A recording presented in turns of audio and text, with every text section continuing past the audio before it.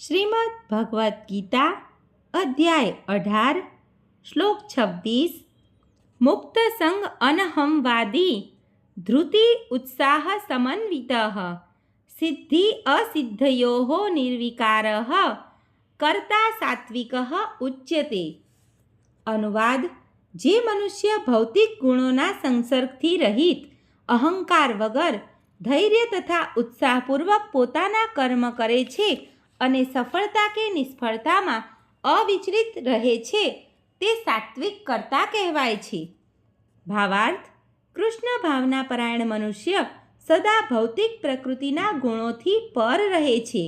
તે પોતાને સોંપવામાં આવેલા કાર્યોના પરિણામની કોઈ આકાંક્ષા રાખતો નથી, કારણ કે તે મિથ્યા અહંભાવ તથા ઘમંડથી પર હોય છે.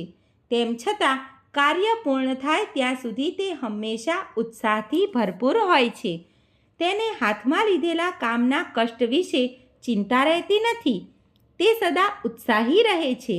તે સફળતા કે નિષ્ફળતાની પરવા કરતો નથી. તે સુખ અને દુઃખ બંનેમાં સમાન રહે છે. આવો મનુષ્ય સાત્વિક હોય છે. સર્વે મિત્રોને દીપ્તિ જોશીના જય શ્રી કૃષ્ણ.